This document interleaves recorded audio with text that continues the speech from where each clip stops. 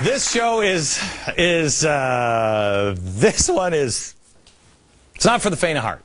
It's time to take your head out of the sand and prepare for what is coming. Now, I hope that I am wrong, but I'm asking you to use some common sense here. The price of raw materials like cotton and corn are on the rise, and I mean dramatic rise. Cotton is the highest in 140 years, is it not? Highest price ever traded, Glenn. Ever traded, okay. Companies can no longer afford to eat the rising costs, so they're going to be passed on to you. If you think, well, I just won't eat corn again. Oh, problem with that one. Everything is connected. For example, the typical grocery store. Let me ask you guys, how many products are in the grocery store that are connected to corn? Do you think? Give me a number. Anybody? 500. 500. 1,000. 4,000 products. 4,000 products have corn ingredients on the label. Now this is Eric Bolling. He is the host of Follow the Money, which Thank you, Glenn. is on the Fox Business Yes, sir. Network. How are you? I'm great. Okay.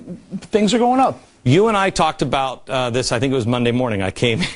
At Fox, we have really intense conversations at times in the hallway. You'll be passing, you go, wait a minute. Or oil and corn going through the roof, right? People are going to be starving to death. Bad. You were like, yeah, it's going to be bad. So I asked you to put together and explain exactly what's going up and why. Sure. Vilsack said the corn thing, this is all just, what did he say? It's all just speculators. So it's not going to really, it's not going to worry, you're not going to worry about it. And the government will tell you, people will tell you that we don't even have inflation. The reason for that is because the government puts out an inflation number that removes food and energy. How convenient, right? Yeah. Because the only two things we really use every day, food and energy. So you remove that and things don't look bad. Admin, bad. He says, I'm sure that commodity prices necessarily translate, I'm not sure that they necessarily translate directly and proportionally into food costs. Let me show corn. They go up and down all the time. Show the commodity index for corn and what has happened here. Yeah. Look at this. Look at this. That is gigantic. Can you show cotton?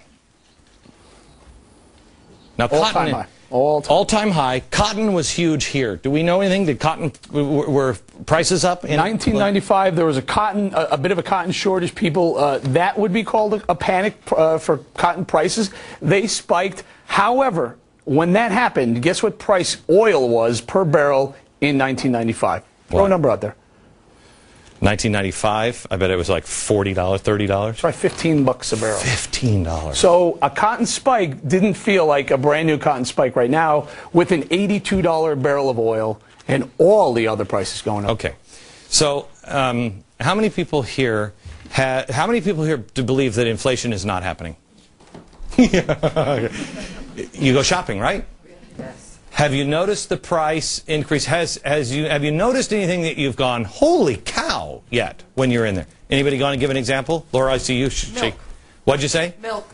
Milk. Milk was running $2.99 maybe a month or two ago. My husband saw up to $3.99 this week. Sure. $3.99 a gallon. Glenn, milk up about $1 a gallon in the last year.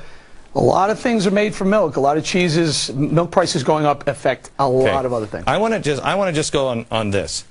Let's just look at corn, because if we have corn, and may I play something? This is from me a long time ago when we were debating ethanol. Watch what I said when we were debating ethanol. This is like, I don't know, 4 years ago, 3-4 years ago. What's the cause of this? Well, it's something we've told you about for a long time. We are burning our food supply. Ethanol made of corn. And I talked to her. I said, if God forbid anything happens, we'll be screwed. Right. Clear 1/3 of all corn production is used to produce ethanol right now. And if that were to go up, that puts more of a pressure on corn. Okay. But corn, what you don't understand is corn not only affects anything that corn syrup, not only affects corn syrup, but it also affects the price of meat, because we feed our pigs, our chickens, our cows corn. About 40% of what the corn, the bushel of corn, goes to feeding our livestock. Perfect. By the way, pick up almost any product in the supermarket, the 4,000, and you'll notice high fructose corn syrup. That's where you take the corn, they pull the kernels off, they mash it, and they make the syrup out of that. Everything's sweet. The two things that really concern me are oil and corn. You're right. Because oil and corn, you have India and China, these new nations that are now coming online, and they're saying, oh, they're going to be great, and they're going to, the emerging world, they need more rice. They need more of everything. I saw, I don't know if it was in the Wall Street Journal, about energy in China. They have doubled, what is it, their coal production in like 3 years? Not only that, they've now surpassed the United States in energy usage per capita. We were, not per capita, I'm sorry, total energy usage. They're on their way to per capita, Glenn, because they did it. They're doing it so quickly. They're rapidly increasing. They have a food problem. They have an energy problem, but they're solving it better than we are. Okay, so if you take out energy, it's not just gasoline. I have a friend who's John Huntsman. He has the big chemical plant.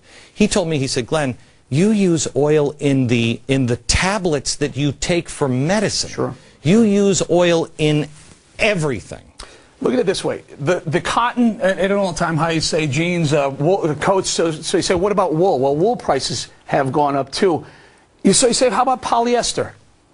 Energy. It's oil. It's almost all oil. Okay. So here's the thing. America, I just want you to think of this. The world is changing. The world is changing. And you can listen to yourself in the grocery store, or you can listen to the people in Washington. Now, maybe they're right. Maybe in the end this all goes away and this is just a little spike. Maybe they're right. But we're talking about the future of our country, and we're talking about our children. So now, what do you do about it? Not the big Wall Street investors. I'm not going to tell you how to invest your money. What do you do about it? Real life. Next.